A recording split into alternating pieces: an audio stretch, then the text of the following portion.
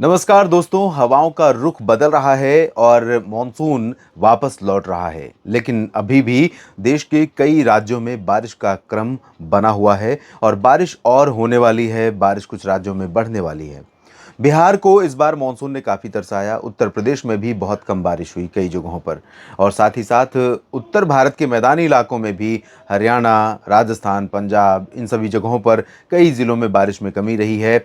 और अब क्योंकि उत्तर पश्चिम भारत के भागों से मानसून की वापसी हो रही है, तो जाहिर है कि जहाँ से मानसून वापस लौट जाएगा वहाँ बहुत तेज़ी से मानसून की हवाएं तो नहीं पहुँचेंगी वापस फिर से। लेकिन अभी पूर्वी उत्तर प्रदेश के मध्य भागों और पूर्वी उत्तर प्रदेश के मध्य भागों नहीं बल्कि उत्तर प्रदेश के मध्य भागों तक और मध्य प्रदेश में तमाम जगहों तक, महाराष्ट्र और तेलंगाना, आंध्र प्रदेश, कर्नाटक, केरल, तमिलनाडु और उड़ीसा, छत्तीसगढ़ से लेकर बिहार, झारखंड, पश्चिम बंगाल इन सभी भागों में कई जगहों पर व्यापक बारिश होने की संभावनाएं हैं। आज 29 सितंबर है। 29, 30 सितंबर और 1 अक्टूबर को देश भर में कितना बदलाव मौसम में होगा, इसकी बात करेंगे। अरब सागर और बंगाल की खाड़ी दोनों में हलचल काफ़ी बढ़ी हुई है और बंगाल की खाड़ी में जो हलचल है वो अभी बहुत दूर है भारत से, लेकिन यहाँ पर हवाओं का फ्लो बंगाल की खाड़ी से भारत के ऊपर पहुँच रहा है और यहाँ पर जो सर्कुलेशन बना हुआ है ये जल्दी ही अगले आज ही दिन में ये निम्न दबाव का क्षेत्र बन जाएगा और निम्न दबाव का क्षेत्र बनने के साथ साथ ये जल्दी ही इंटेंसिफाई होकर वेल मार्क लो प्रेशर, उसके बाद डिप्रेशन भी बन सकता है। यानी काफ़ी इंटेंस सिस्टम हो सकता है, ये इस तरह से आगे बढ़ेगा। ज़्यादातर चांसेस इसके पश्चिमी दिशा में बढ़ने के हैं, लेकिन हवाओं का इंडिकेशन जो आ रहा है, मॉडल का जो प्रोजेक्शन आ रहा है उसके अनुसार ये समानांतर चलेगा म्यांमार की सीमा के। ये है म्यांमार की सीमा, ये आप देख रहे हैं, ये है पूर्वोत्तर भारत और ये बांग्लादेश, बांग्लादेश के बाद ये म्यांमार म्यांमार की सीमा। तो यहाँ ये सिस्टम इस तरह से आगे बढ़ेगा और ऐसे में ये ज़्यादातर चांसेस हैं कि पूर्वी भारत और पूर्वोत्तर भारत, उससे सटे हुए मध्य भारत के कुछ हिस्सों को ज़्यादा प्रभावित कर सकता है। फिलहाल अगर मैं आज की स्थिति देखूं तो आज इसका असर, बंगाल की खाड़ी से बढ़ी हुई हवाओं का असर मध्य प्रदेश के पूर्वी भागों में कुछ और ज़िलों तक दिखाई देगा। यानी खजुराहो और छतरपुर, सागर तक, पन्ना सागर नहीं, सतना तक बादल यहाँ पर पहुँच सकते हैं बारिश के।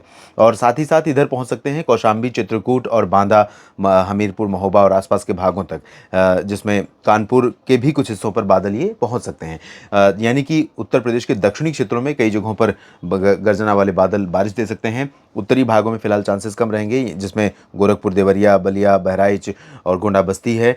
इन भागों में चांसेस कम रहेंगे। बिहार के पूर्वी क्षेत्रों में कुछ स्थानों पर बादल, बिहार के उत्तरी क्षेत्रों में कुछ स्थानों पर और दक्षिणी क्षेत्रों में ज़्यादा जगहों पर बादल रहेंगे और बारिश होने की संभावना है। पश्चिम बंगाल, झारखंड, उड़ीसा, छत्तीसगढ़ यहाँ पर बादल तो रहेंगे ही और बारिश होने की संभावना है ही है। लेकिन जैसे कि मैंने बताया, उत्तर प्रदेश में ये जो दक्षिणी मध्य भाग हैं यहाँ तक बादल आएंगे। धीरे धीरे ये बादल थोड़ा सा और पश्चिम की दिशा में बढ़ सकते हैं। यहाँ पर महाराष्ट्र में बहुत व्यापक वर्षा कोंकण गोवा रीजन में हो सकती है, जिसमें मुंबई के नीचे के हिस्सों से लेकर रत्नागिरी, सिंधुदुर्ग और रायगढ़ के बीच में इन भागों में कई जगहों पर भारी बारिश हो सकती है और साथ ही साथ गोवा में बहुत भारी बारिश होने की संभावनाएं रहेंगी। इसके अलावा ये जो मध्य महाराष्ट्र का मध्य क्षेत्र है, मराठवाड़ा का अधिकांश इलाका है, विदर्भ है, इन भागों में भी कई जगहों पर बहुत भारी बारिश होने की संभावनाएं दिखाई दे रही हैं। और गुजरात की बात अगर करें तो सौराष्ट्र के दक्षिणी हिस्सों और पूर्वी रीजन के दक्षिणी भागों में कई जगहों पर व्यापक वर्षा होने की संभावनाएं यहाँ पर नजर आ रही हैं। और दक्षिण भारत में देखें तो पश्चिमी घाट पर, जैसा कि आप देख सकते हैं, मुंबई से लेकर केरल तक सक्रियता है, तो तटीय कर्नाटक में कई जगहों पर व्यापक वर्षा हो सकती है और साथ ही साथ व्यापक बारिश हो सकती है यहाँ पर केरल और लक्षद्वीप में, उत्तरी तटीय तमिलनाडु में और आंध्र प्रदेश के तटवर्ती रीजन में, उत्तरी तटीय रीजन में, साथ ही साथ आंतरिक इलाकों में जिसमें कर्नाटक और तेलंगाना, आंध्र प्रदेश, तमिलनाडु का पूरा इंटीरियर पोर्शन है, यहाँ पर कई जगहों पर वर्षा होने की संभावनाएं दिखाई दे रही हैं। और उत्तर भारत के भागों पर, क्योंकि WD यहाँ से होकर के गुजरेगा, WD आप जानते हैं कि अक्टूबर से WD का प्रभाव यानी पश्चिमी विक्षोभ, वेस्टर्न डिस्टर्बेंस, जो कैस्पियन सी, मेडिटेरेनियन सी और रेड सी, ब्लैक सी, तमाम जो छोटे छोटे समुद्र हैं पश्चिमी एशिया और यूरोप के बीच में, इन जगहों से मॉइस्चर जो उठता है हवाओं के साथ, और क्योंकि पृथ्वी इस तरह से रोटेट हो रही है, हवाएं जो उठती हैं आमतौर पर इस तरह से चलती हैं मध्य रीजन में और लोअर ट्रोपोस्फियर में। तो ये जो हवाएं चलती हैं, जब सर्दियों का मौसम दूर होता है उस दौरान WD भी आता है, जो पश्चिमी हवाएं आती हैं वो थोड़ा ऊपर से होकर के निकल जाती हैं इस तरह से। और जब सर्दी का मौसम आता है, सूरज धीरे धीरे दक्षिणायन होता है, यानी कि साउदर्न हेमिस्फीयर में जाता है, जिससे दिन छोटा होने लगता है, तब इसका जो ट्रैक होता है थोड़ा सा लोअर एल्टीट्यूड की तरफ यानी उत्तर भारत के करीब से होने लगता है। और अब समय आ रहा है धीरे धीरे। ऐसा नहीं है कि मानसून सीजन में नहीं आते हैं या गर्मियों में डब्ल्यूडी नहीं आते, गर्मियों में भी बहुत बार डब्ल्यूडी देखे गए हैं, जब बहुत व्यापक बारिश डब्ल्यूडी के चलते मार्च अप्रैल मई जून के महीनों में भी रिकॉर्ड की गई है।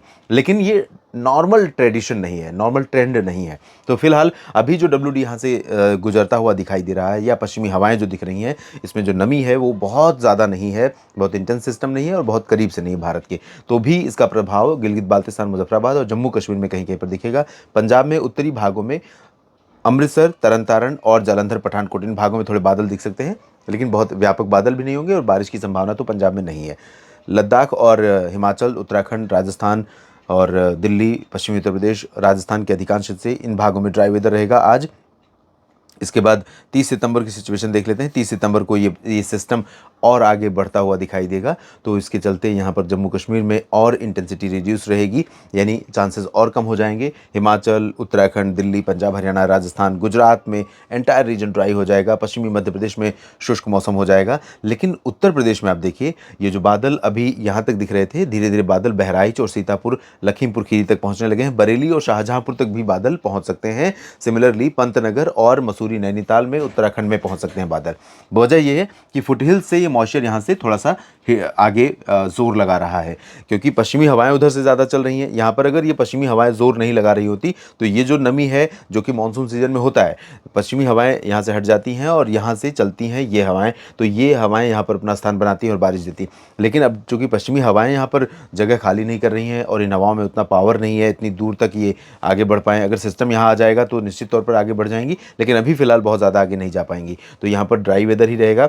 लेकिन मध्य भारत के क्षेत्रों में और पूर्वी भारत में आप देखिए तो 30 सितंबर के दिन काफ़ी जगहों पर व्यापक वर्षा हो सकती है, जिसमें बिहार भी है, झारखंड, पश्चिम बंगाल और मध्य में उड़ीसा, छत्तीसगढ़ और मध्य प्रदेश के अधिकांश इलाके हैं। मध्य प्रदेश में भोपाल तक हो सकता है कि बादल आने शुरू हो जाएं। बैतूल तक बादल तो आ ही जाएंगे। होशंगाबाद, छिंदवाड़ा और सागर, सतना, पन्ना, रीवा, सीधी, सिंगरौली, इन सभी भागों में बादल आ जाएंगे और बारिश की गतिविधियां शुरू हो जाएंगी। पूर्वोत्तर में बारिश होगी। और मध्य भारत में देखें तो यहाँ पर महाराष्ट्र में लगातार बारिश का क्रम रहेगा और कोंकण, गोवा के रीजन में खासतौर पर अलीबाग और सिंधुदुर्ग यानी रायगढ़ और रत्नागिरी, सिंधुदुर्ग के बीच में जो पूरा कोस्टल रीजन है गोवा तक, यहाँ पर अति भारी वृष्टि हो सकती है। सामान्य जनजीवन प्रभावित हो सकता है, जान और माल को नुकसान पहुंच सकता है, फ्लैश फ्लड आ सकता है। मध्य महाराष्ट्र, मराठवाड़ा और विदर्भ में भी कई जगहों पर वर्षा व्यापक होगी। तेलंगाना, उत्तरी तटीय आंध्र प्रदेश और इधर आंतरिक इलाकों में कई जगहों पर वर्षा होगी। लेकिन कर्नाटक के तटीय इलाकों और केरल में व्यापक वर्षा होने की संभावना है। और ये है वो दिन जब मानसून का सीज़न खत्म हो चुका होगा और 1 अक्टूबर से शुरुआत हो जाएगी पोस्ट मानसून सीज़न की, भले ही मानसून देश से वापस लौटा रहे या न लौटा रहे।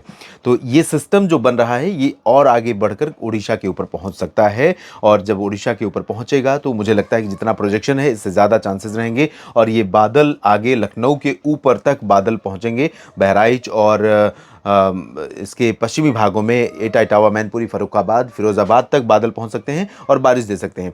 मध्य प्रदेश में भी कई जगहों पर बारिश होगी। महाराष्ट्र में बारिश की इंटेंसिटी काफ़ी रिड्यूस हो जाएगी। इसके बावजूद एंटायर महाराष्ट्र में बादल बारिश वाले पहुंच सकते हैं। विदर्भ और मराठवाड़ा में ज़्यादा चांसेस रहेंगे, मध्य महाराष्ट्र में ज़्यादा चांसेस रहेंगे। लेकिन मुंबई और पुणे से नासिक से लेकर ऊपर के रीजन में ड्राई वेदर रहेगा। गुजरात, राजस्थान, पंजाब, हरियाणा, दिल्ली, वेस्ट उत्तर प्रदेश के अधिकांश हिस्से, उत्तराखंड की ज़्यादातर जगह, हिमाचल, जम्मू कश्मीर, लद्दाख, इन भागों में ड्राई वेदर रहेगा। लेकिन बिहार, झारखंड, पश्चिम बंगाल, उड़ीसा, छत्तीसगढ़ और मध्य प्रदेश, महाराष्ट्र, इधर पूर्वोत्तर में कई जगहों पर व्यापक वर्षा होने की संभावना है। अभी भी थोड़ा सा इसके प्रभाव को लेकर असमंजस है। मॉडल अलग अलग सिचुएशन दिखा रहे हैं, लेकिन अनुमान यह है कि जब ये सिस्टम भारत के लैंड रीजन पर पहुंचेगा, भारत के कई भागों को व्यापक रूप में प्रभावित कर सकता है। फिलहाल इस बुलेटिन में इतना ही। जुड़े रहिए मौसम तक चैनल और न्यूज़ मीडिया मंच के साथ तमाम मौसम से जुड़ी जानकारियों के लिए। आप सभी का बहुत बहुत शुक्रिया ये वीडियो देखने के लिए। जानकारियाँ ठीक लगती हैं तो लाइक और शेयर कीजिए। साथ ही साथ आपने चैनल को सब्सक्राइब नहीं किया तो ज़रूर कर लीजिए। ये मेरा आग्रह आप सभी से है और ये आपका एक छोटा सा प्रयास मेरे लिए एक बड़ा सा सपोर्ट होगा। धन्यवाद।